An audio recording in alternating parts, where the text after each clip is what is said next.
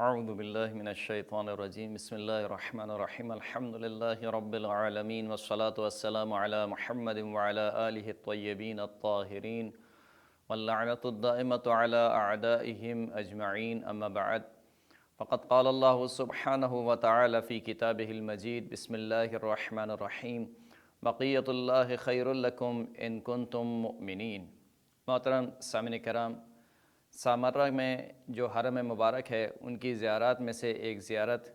سرداب امام زمان عجل اللہ تعالی فرجہ شریف ہے۔ سرداب جو کہ فارسی کا لفظ ہے کہ جس کو عربی میں سرداب کہتے ہیں اور جس کے معنی تہہ خانہ کے ہیں۔ پرانے زمانے میں گرمیوں سے بچنے کے لیے گھروں کے نیچے ایک تہہ خانہ بنایا جاتا تھا کہ جس میں گرمیوں کے ایام گزارے جاتے تھے۔ یہ سرداب در حقیقت 3 اماموں کا گھر تھا، یعنی امام علی نقی علیہ السلام، امام حسن عسکری علیہ السلام اور امام زمانہ عجل اللہ تعالی فرجہ شریف۔ یہ ان 3 معصوم اماموں کا گھر تھا کہ جہاں پر امام رہتے تھے، یہاں پر عبادت انجام دیا کرتے تھے۔ البتہ بعض لوگوں نے شیعوں پر کچھ تہمتیں لگائیں، جیسے کہ ابن تیمیہ، اس نے ایک کتاب لکھی حماقات الشیعہ، یعنی شیعوں کی حماقتیں۔ ان میں سے اس نے ایک، یعنی اس کے الزام میں جو ایک حماقت تھی وہ یہ لکھی کہ شیعہ جو ہے وہ اس سرداب میں جاتے ہیں اور جمعہ کے دن یا شب جمعہ کے دن ایک گھوڑے کو یہاں پر باندھ دیتے ہیں اور وہ یہ گمان کرتے ہیں کہ امام زمانہ جو ہے وہ یہاں سے ظہور کریں گے، یا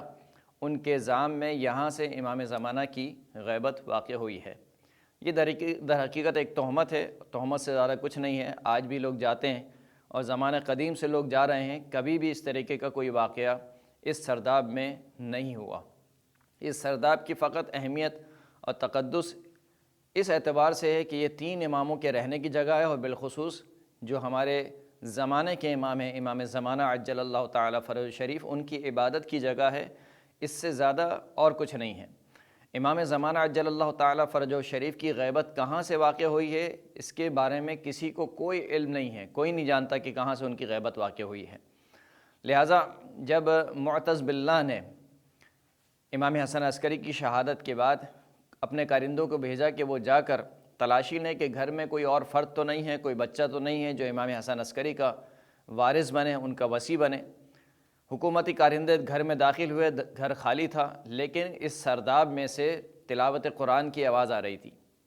یہ حکومتی کارندے سرداب میں داخل ہوئے تو دیکھا کہ ایک حوض ہے چھوٹا سا پانی کا، اس حوض کے بیچ میں ایک چٹائی بچھی ہوئی ہے، اس چٹائی پر کوئی شخص بیٹھا ہوا ہے اور وہ نماز میں مشغول ہے۔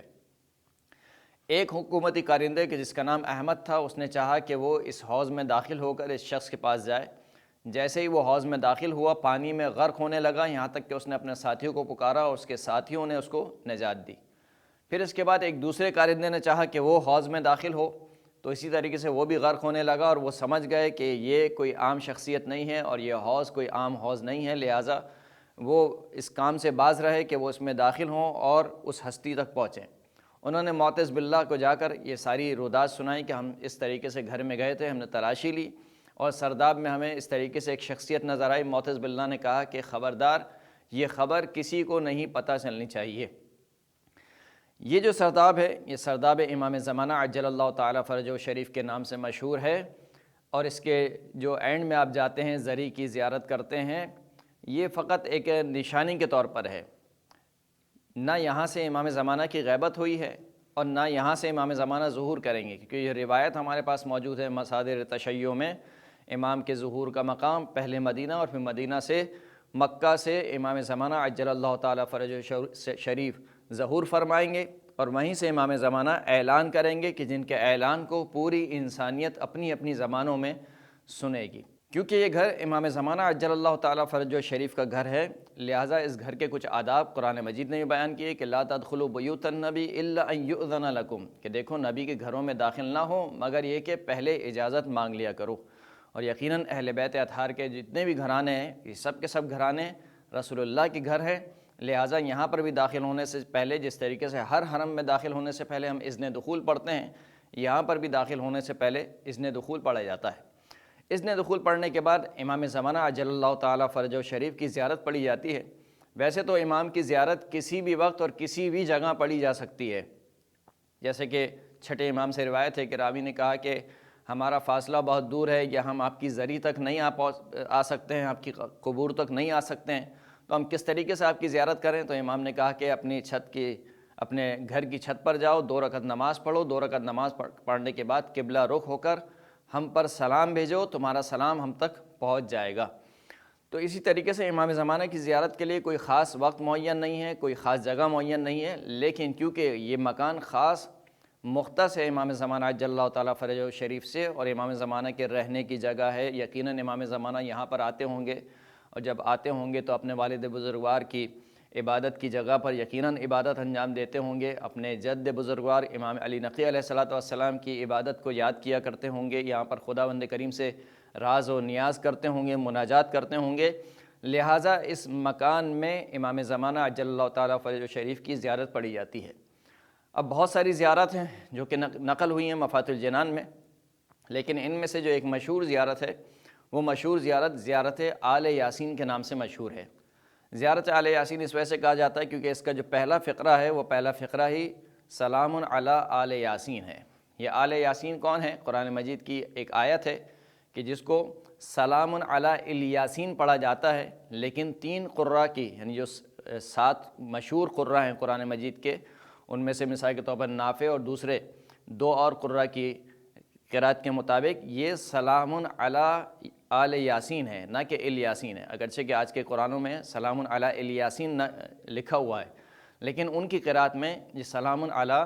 آل یاسین ہے۔ جب مولا کائنات امیر المؤمنین علی ابن ابی طالب سے پوچھا گیا کہ یہ آل یاسین سے مراد کون ہے، تو فرمایا کہ یاسین محمد و آل یاسین نحن،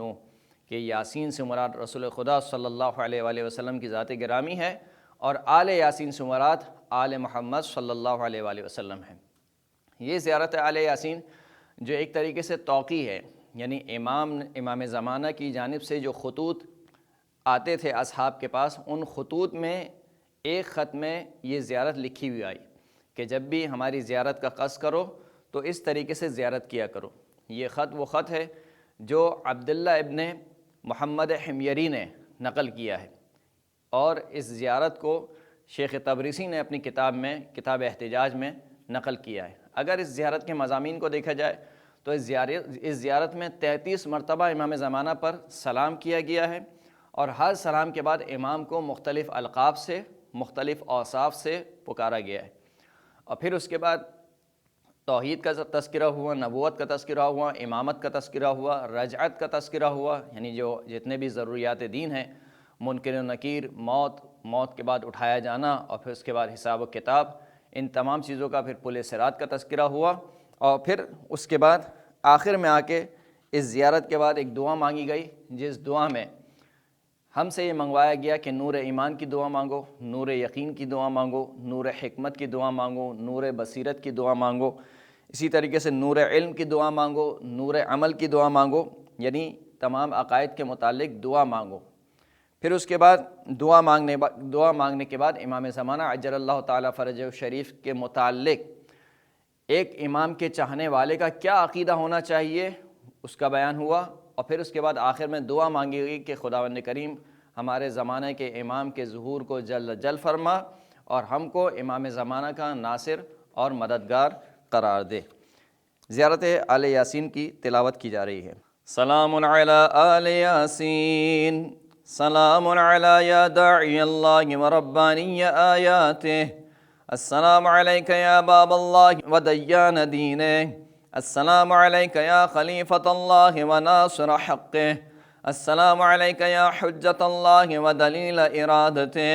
السلام علیک یا تالی کتاب اللہ و ترجمانہ، السلام علیک فی آناء اللیل کما طراف نہارک، السلام علیک یا بقیۃ اللہ فی ارضہ، السلام علیک یا میثاق اللہ الذی اخذہ ووکدہ، السلام علیک یا وعد اللہ الذی ضمنہ، السلام علیک ایہا العالم المنصوب والعلم المسبوب والغوث والرحمة الواسعة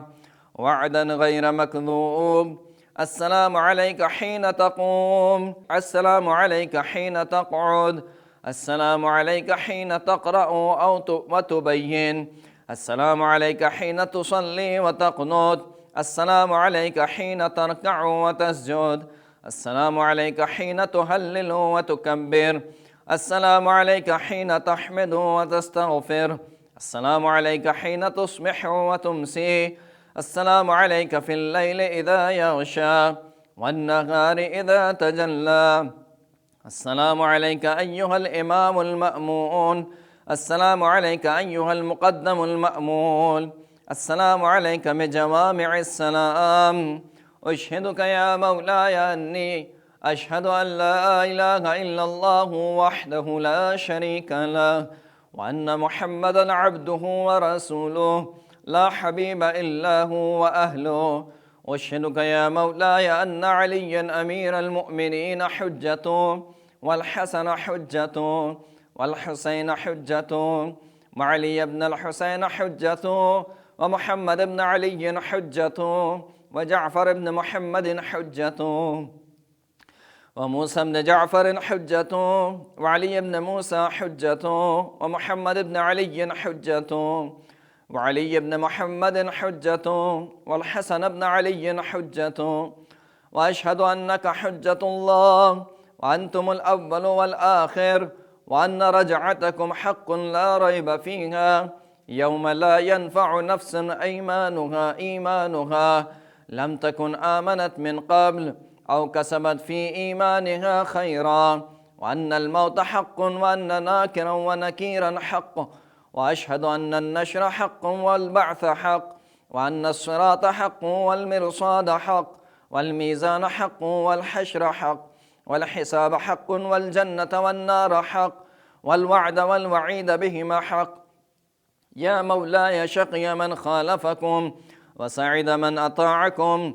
فاشهد على ما أشهدتك عليه، وأنا ولي لك بريء من عدوك، فالحق ما رضيتموه، والباطل ما أسخطتموه، والمعروف ما أمرتم به، والمنكر ما نهيتم عنه، فنفسي مؤمنة بالله وحده لا شريك له، وبرسوله وبأمير المؤمنين، وبكم يا مولاي أولكم وآخركم، ونصرتي معدة لكم، ومودتي خالصة لكم. آمین آمین. دعا کے زیارت کے بعد کی دعا.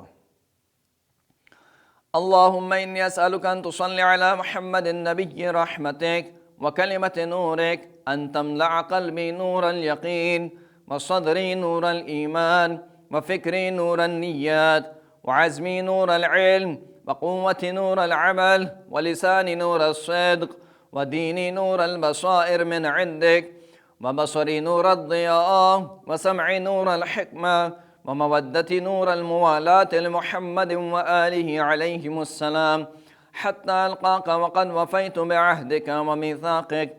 فتغشيني رحمتك يا ولي يا حميد. اللهم صل على محمد حجتك في أرضك، وخليفتك في بلادك، والداعي إلى سبيلك، والقائم بالقسطك، والثائر بأمرك، ولي المؤمنين وبوار الكافرين، مجلي الظلمة، منير الحق، والناطق بالحكمة والصدق، وكلمتك التامة في أرضك، والمرتقب الخائف، والولي الناصح، سفينة النجاة، علم الهدى، ونور أبصار الورى، وخير من تقمص وارتدى،